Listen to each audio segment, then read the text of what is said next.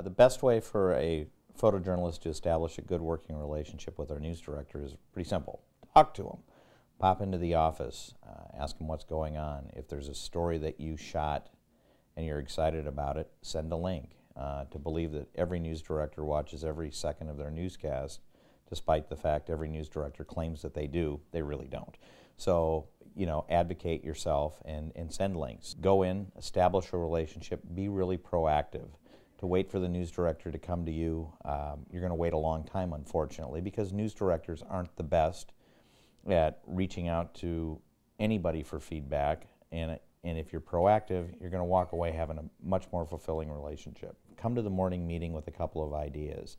Keep a list of story ideas that you want to do on those days where there's nothing going on, and the best thing is a city council meeting about parking, and you've got a really terrific story idea that you've been wanting to go and do. If you're there pitching those stories every single day, you're going to have an opportunity to control your own fate and control your own destiny every day. Some of the photographers I used to work with in Minneapolis were terrific at that. They would come to the morning meeting and actually talk about how they would shape a story from the beginning.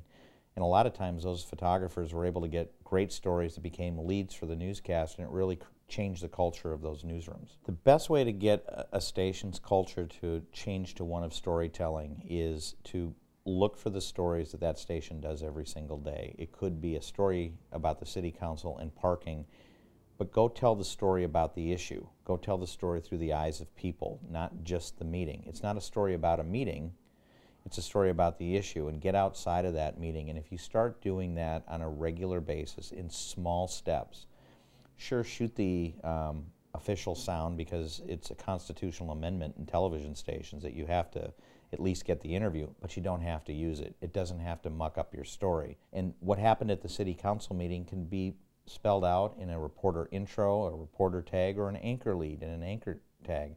The facts of the story are what the facts are, but how you use those facts to tell a great story really come down to the individuals that are doing it.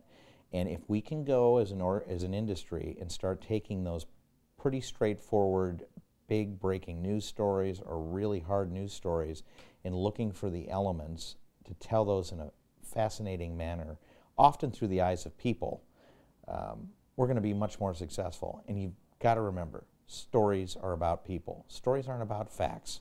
Stories are about people. And hard news stories are more interesting if you involve people, not just facts. There's a few television stations in America that really understand this, and it's their culture, and they're stations that we all want to go work for. It's the CARES, it's the KUSAs, it's the WFAAs in Dallas. It will get better over time, but it takes time, and you've just got to be patient. There's no deadline for excellence. There's deadlines for stories. But that ultimate change in your organization to get it to where you're fully fulfilled every single day is going to take a lot of time. It's taken us a lot of time to take our industry backwards and screw things up.